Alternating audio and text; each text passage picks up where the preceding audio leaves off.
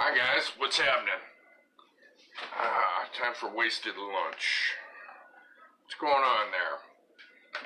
It is 12:03 oven time. And here I am broadcasting once again from my kitchen studio. What's shaking? It's Friday. It's raining outside. I don't know if you can see that or not. It's raining outside, it's Friday. We've been blessed around here with a lot of decent weather.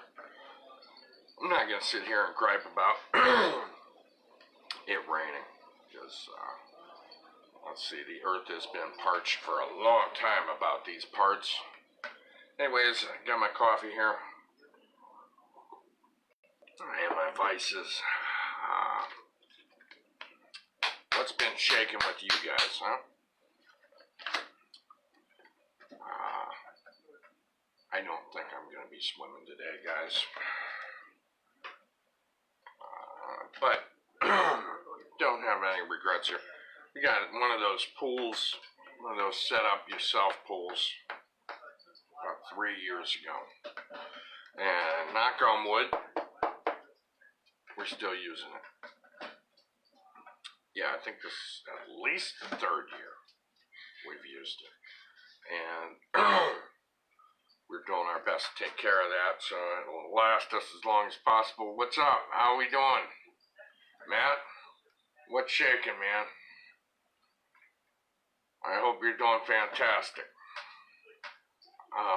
Yeah, we got one of those pools. We've been taking care of it for, about 3 years. Still holding up, and we'll see how long it lasts us.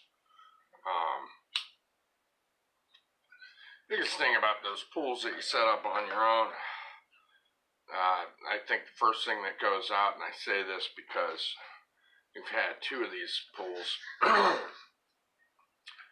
is the pump. Doesn't last too long on them. So, we ended up having to get an aftermarket pump. So hopefully that one will last us. But yeah, it's raining, so we're not going to be swimming today, but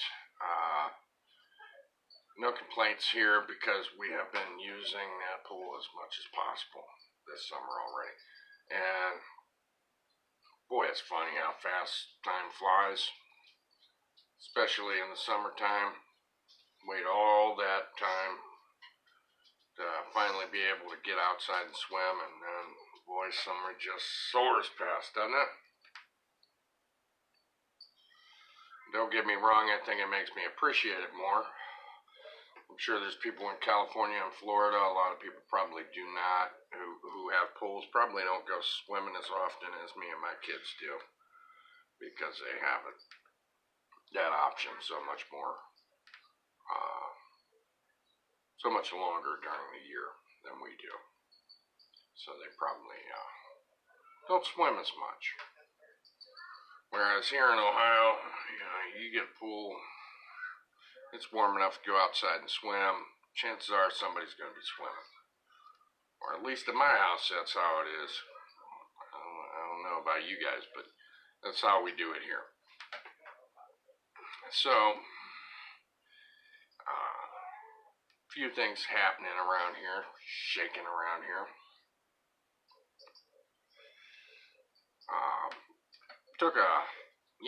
If you guys been paying attention lately, been watching a lot of those old sci-fi flicks lately. Yesterday, I kind of veered away from that and watched something different than the old sci-fi. Now, watched a classic, Texas Chainsaw Massacre, the original. Yeah, remember that, did he? Yeah, watch that. I have the original one. Pardon me for coughing. I have the original one, and I've got a DVD. Also, I think it's Texas Chainsaw Massacre. Is it a family portrait, I think? Or is it a family album? I don't know. One of those two things. Anyways, it's a documentary. And it has interviews with all the men, all the actors who played family members in the Texas Chainsaw Massacre movie. It's a pretty good little documentary. That doesn't have any cool location shooting or anything like that. I mean, it is strictly interviews with the actors who portrayed the family. It's got the I'm trying to think of his name. It's Jim Sidow or whatever. The guy who plays the man who works at the barbecue shack / gas station, he's in it. The guy who plays the wacky hitchhiker's in it. Gunner or Gooner, depending on who the heck you're hearing say it.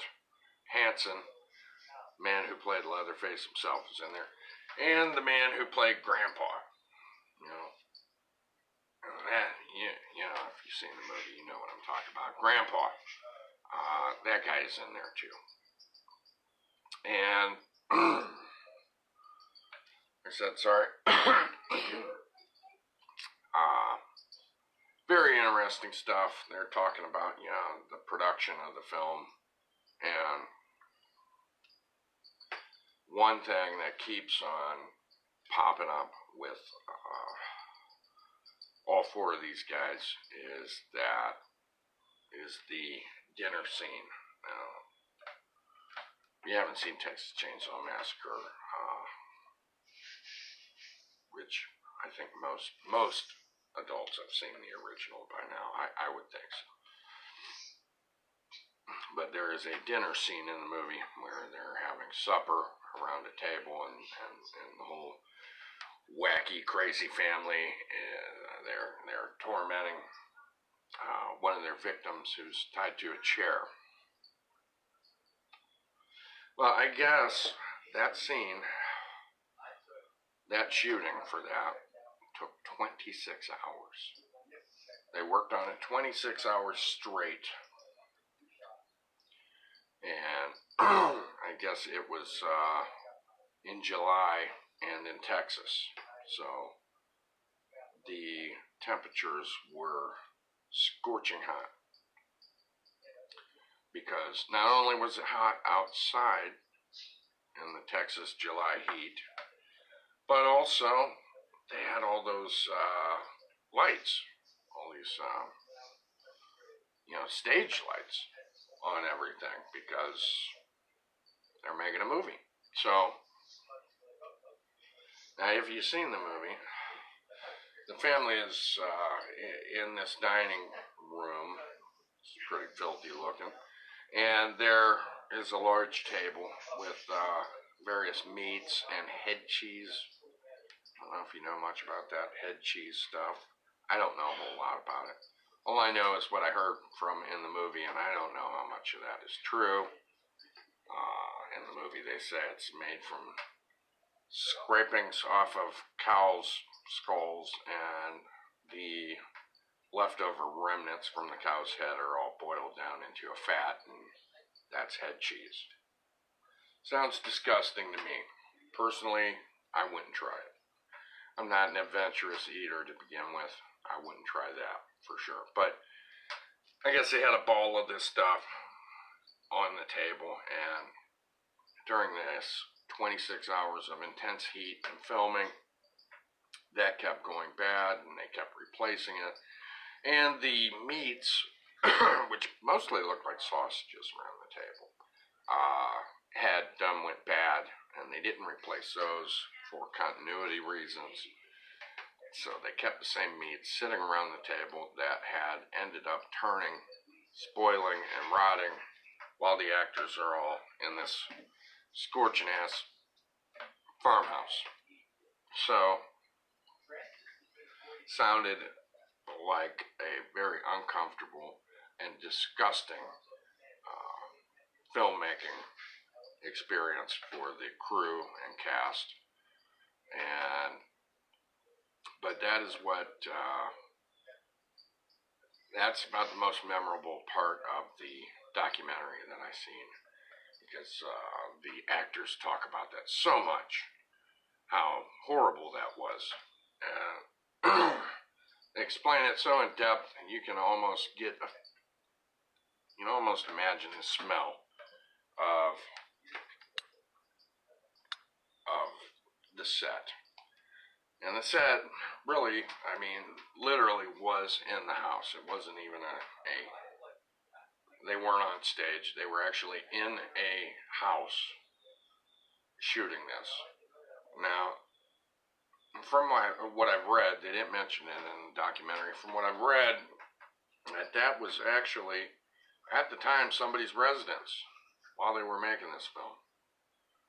Which is pretty hard to believe. It might be the truth, but if you've seen the movie, I mean, that house was a mess. One of the rooms was full of animal skeletons and bones and some human skulls. I'll tell you what, the human skulls in there, they look pretty doggone realistic. But, good documentary. The actors, talk about it being so wacky and surreal making that movie, especially during the 26-hour shoot of the supper scene. The one actor particularly, I think his name is Edmund Neal. Anyways, the guy who played the hitchhiker, he's a pretty entertaining guy who I guess, outside of that film, does comedy too. And he's pretty enjoyable to listen to him talk about the making of the movie. And from the sounds of it, I don't think these people made too much money off the movie.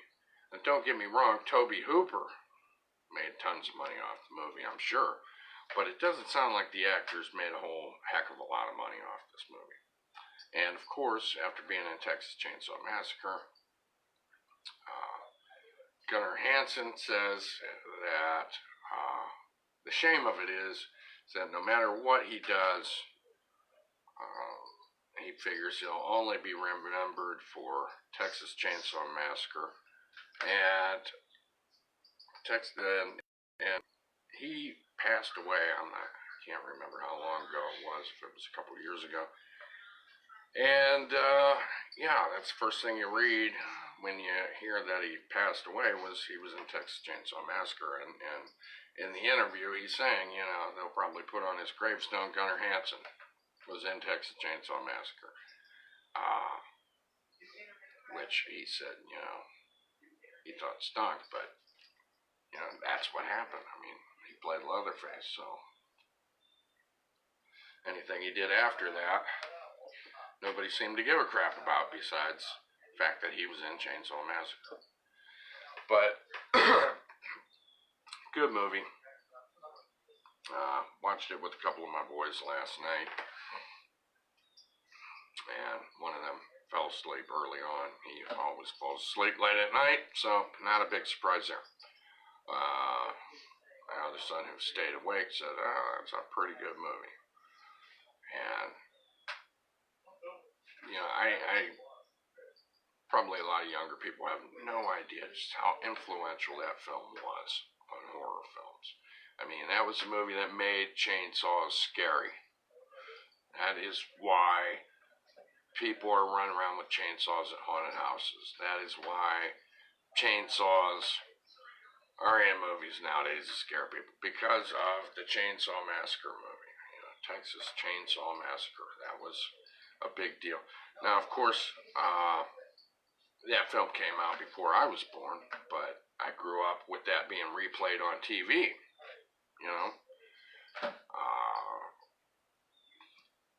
In Halloween time, that usually was one of the movies that would be on the local stations being reran. So I grew up watching this film, and in an edited version, albeit. That's how I grew up seeing the movie. Many years after watching it for the first time before I could see it uncut. We didn't have HBO. My parents wouldn't let me get the VCR tape of it until I was older. But then once I got the tape anyways and finally watched it, there wasn't a whole lot cut out of it because in reality, it wasn't that gory of a film. In the movie itself, you know, you hear Chainsaw Massacre if you haven't seen it, and you can just imagine parts flying off of people left and right. And that's not what happened in the film. There's a lot of the photography and the way the movie was made suggested a lot of things, but there wasn't actually a lot of visceral graphic violence shown. There wasn't a lot of, you didn't see the chainsaw going through people, okay?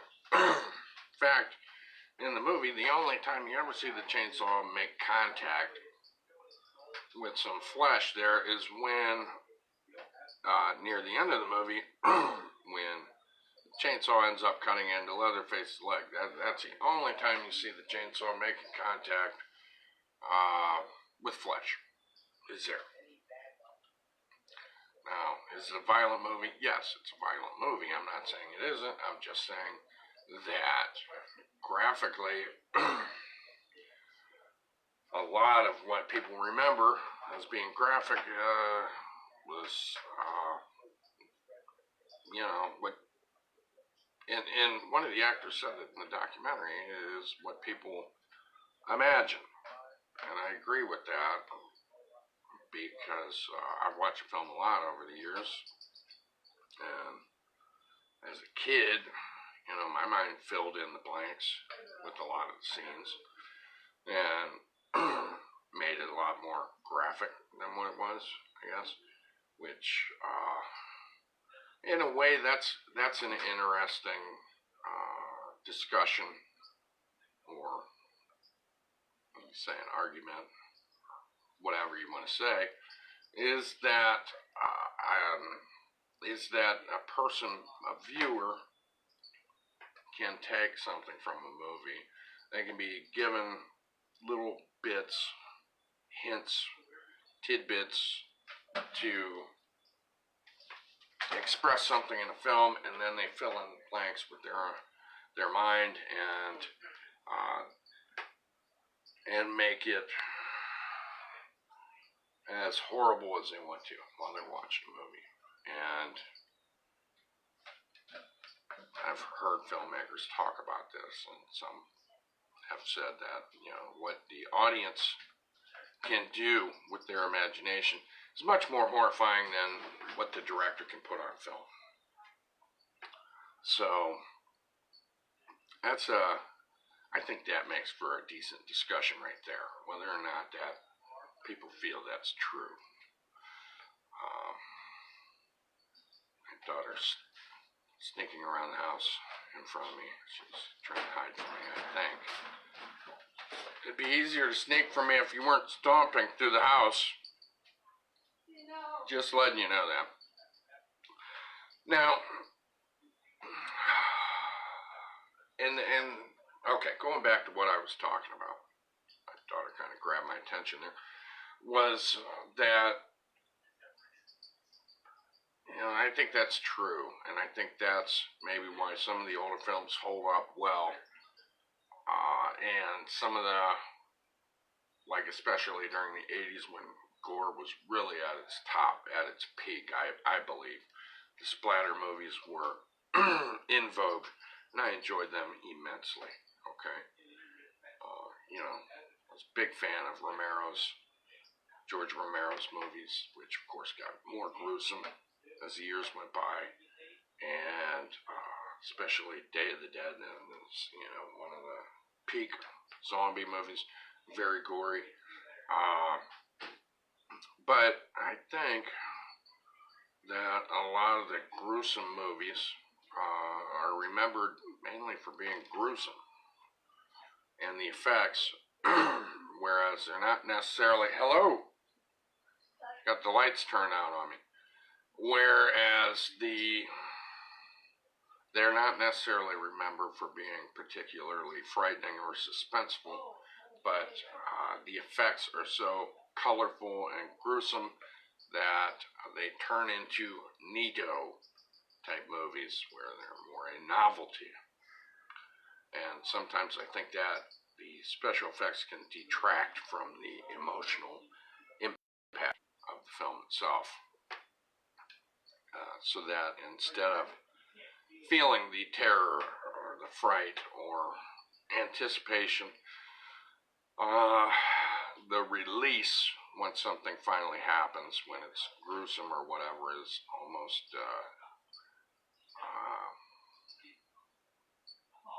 I don't want to say gimmick, but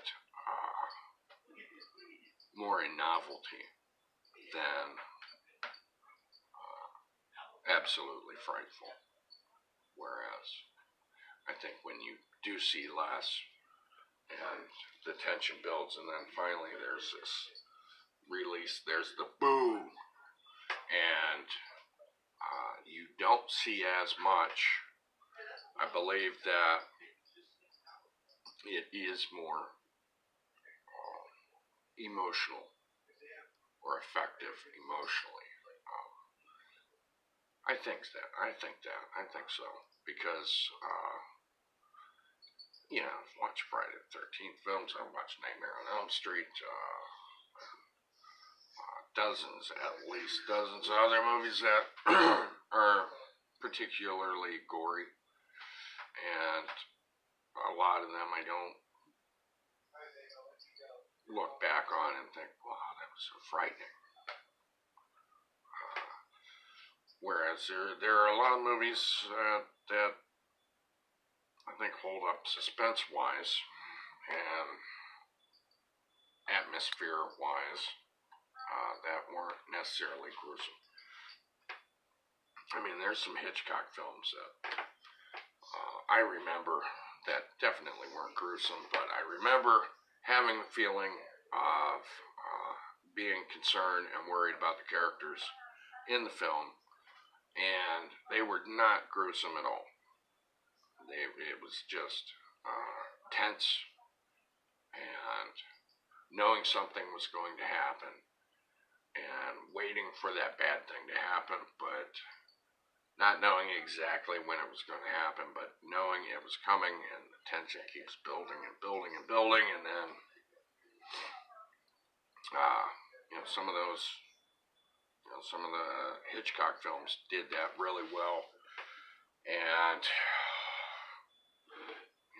I think it ended up being creepy because of that. I mean, hell, even the Rear Window, when near the end of the movie, when Jimmy Stewart's character, you know that the killer is coming to get him, and Jimmy Stewart's stuck in a wheelchair and can't really do a whole hell of a lot. He's stuck in his apartment. You know this killer's coming over to find him at his apartment. And the suspense builds, and it gets, scary. And no, I'm not one who pulls a blanket up over my head watching a movie. My wife can really get wrapped up in a film. Sometimes I wish I was like that, to where I could have tunnel vision and just be totally caught up in the movie, where I can, but alas, that doesn't happen.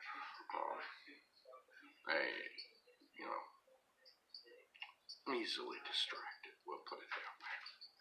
I watch movies and I want everything to be quiet around me, for it to be dark, and TV down.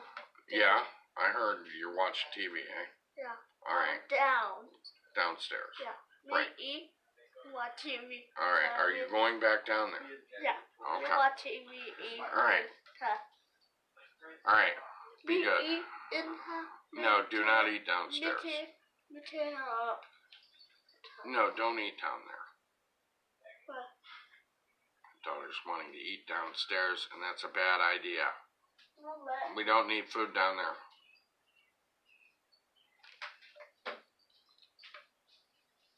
Yeah, well, anyways, I had to talk to my daughter about not eating downstairs in the basement. Don't want ice. all that good stuff. Don't got enough ants. We don't need any more ants down in the basement. But speaking of ants in the basement, anyway, I started thinking about Psycho, and that was Mom's in the basement, I guess. But anyways, yeah.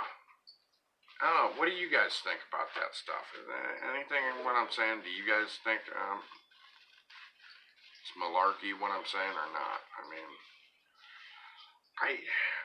like I said, I don't want to come off like I don't like gruesome movies and gory flicks and splatter effects. I love them. I just think that, there's a lot of movies I like, and I love the special effects. I mean, hell, I grew up as a kid. I wanted to be a filmmaker, and I wanted to also do makeup effects. I thought that'd be awesome. I read all about these makeup artists when I was a kid. So I do love makeup effects, and but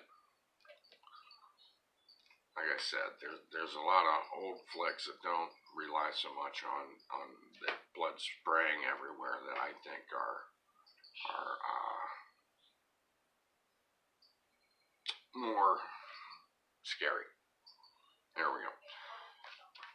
Yeah, Texas Chainsaw Massacre though. Watched it with the new generation. I'm sure, a lot of the new generation is, what would you say, jaded or numb to some of the older films because they've seen so much that,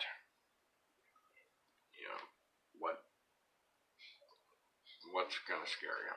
Well, I believe still some of these older flicks, possibly theorizing, are still effective as far as producing genuine chills and thrills because if they're well made, well paced and plotted, that the film itself is going to give the new generation of audiences that emotional thrill ride that special effects are not going to give them necessarily. That's my opinion on that.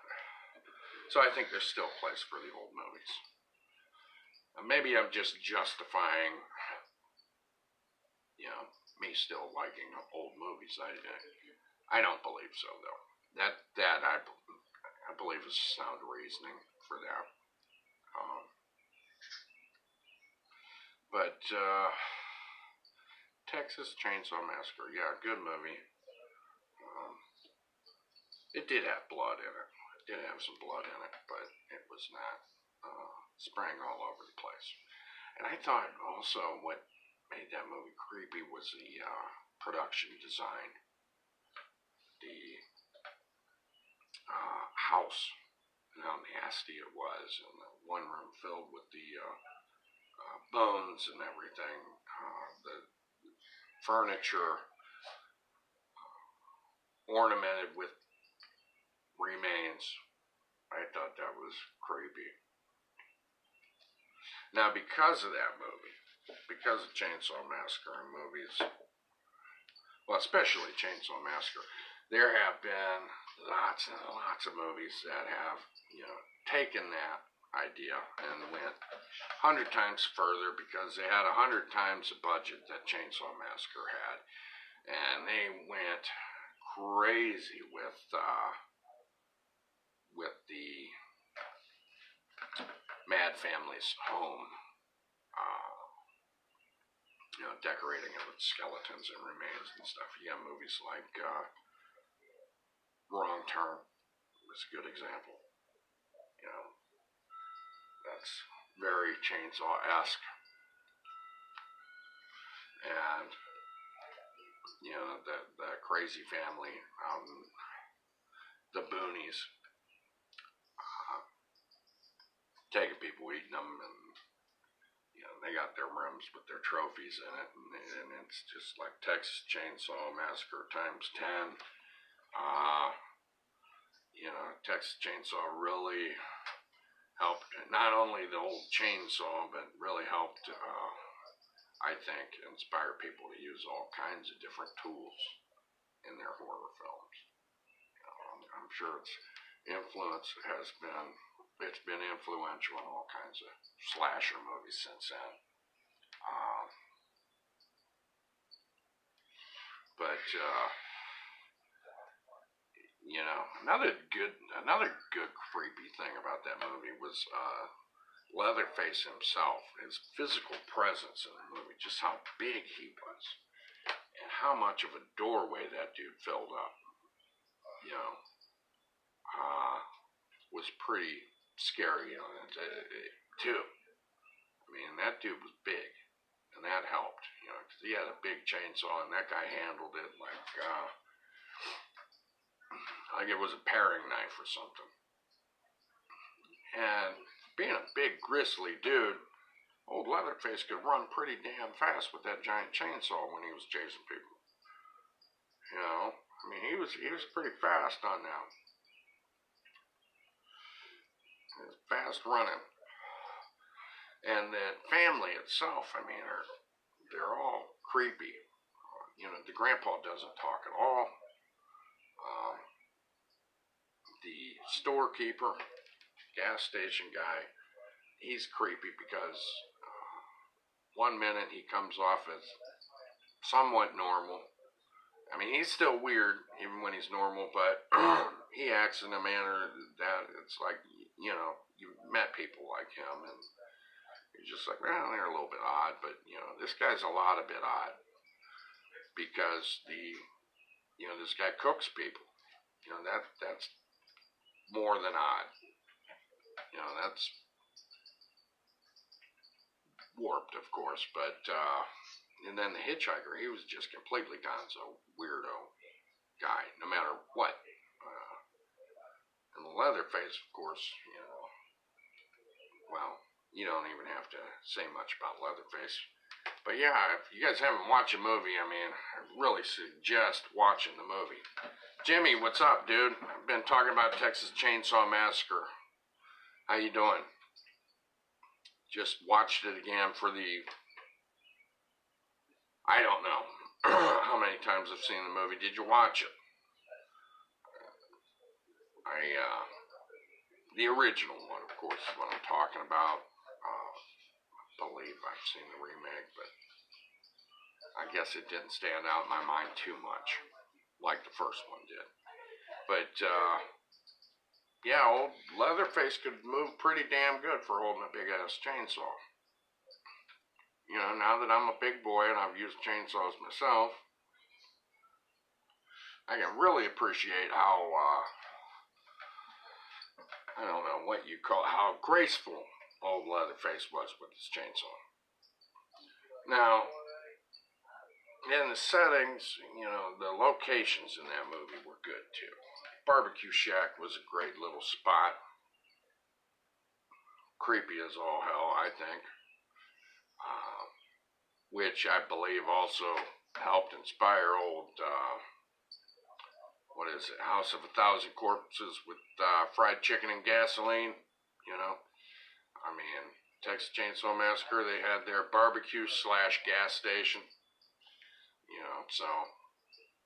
But watch the second one, and that one, I haven't watched that second one for a while, so it's not as fresh in my mind. The second one was kind of I don't want to say a parody of the first one, but it was a lot more humorous. If you remember, the second Chainsaw Massacre was a lot more silly than the first one. But, you know, Dennis Hopper is in there. Now, the gas station attendant guy, he's still in there. Damn, I wish I could remember their character's name. The cook. I think that's maybe all they called him in the damn movie, was the cook, right? But he's in the second one. And, you know, there's a lot more explaining going on in the second one about the family itself. Whereas in the first one, what was funny about watching it with my son was watching him piece it together, because he hadn't watched the movie before. He hadn't read about the movie before. All he knew was Leatherface, dude with the chainsaw.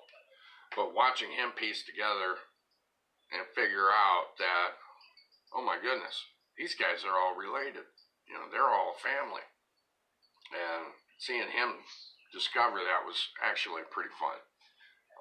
Because, you know, I can't even remember back to what it was.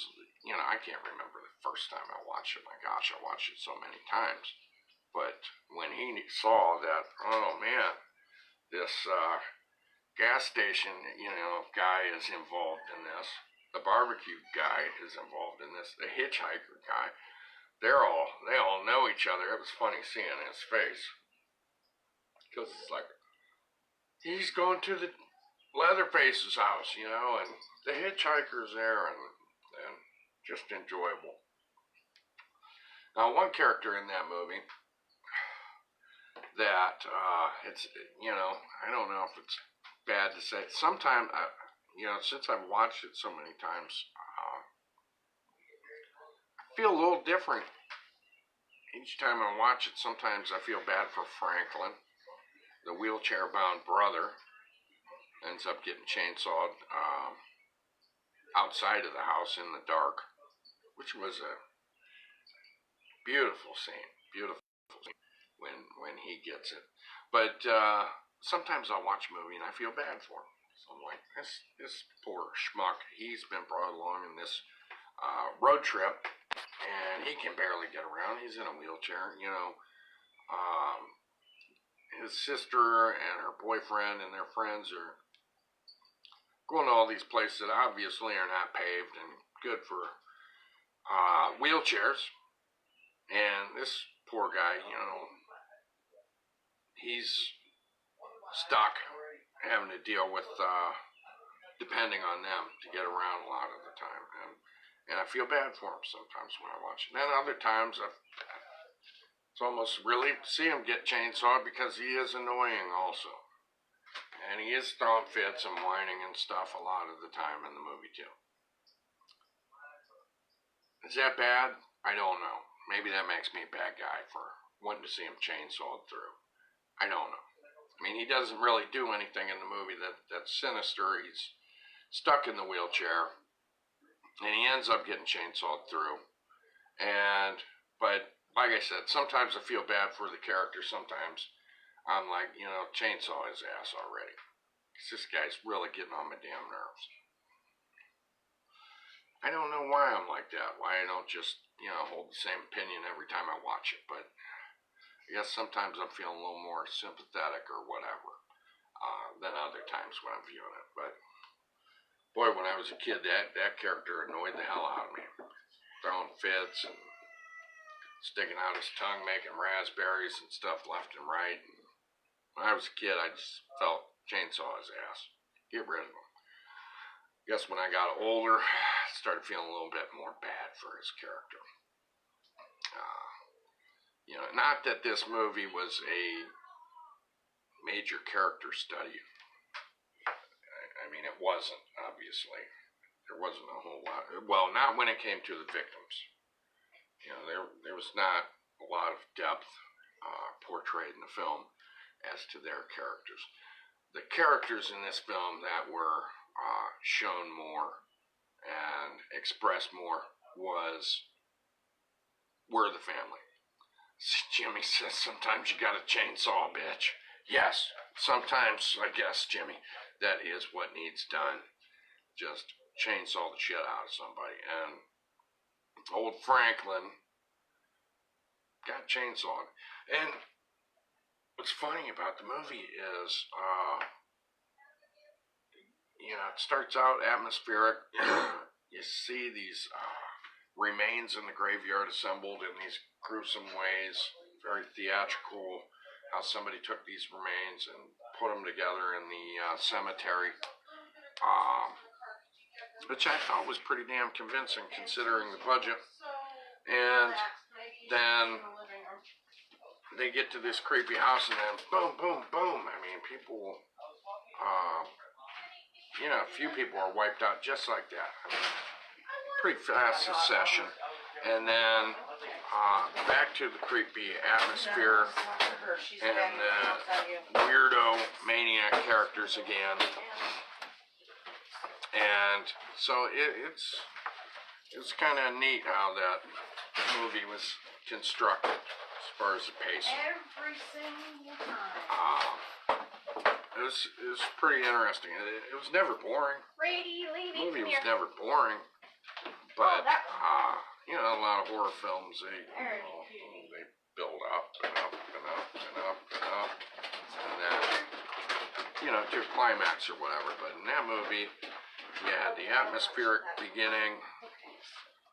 You meet the people who are about to be victims, and all of a sudden, people's asses are getting chainsawed pretty damn quick.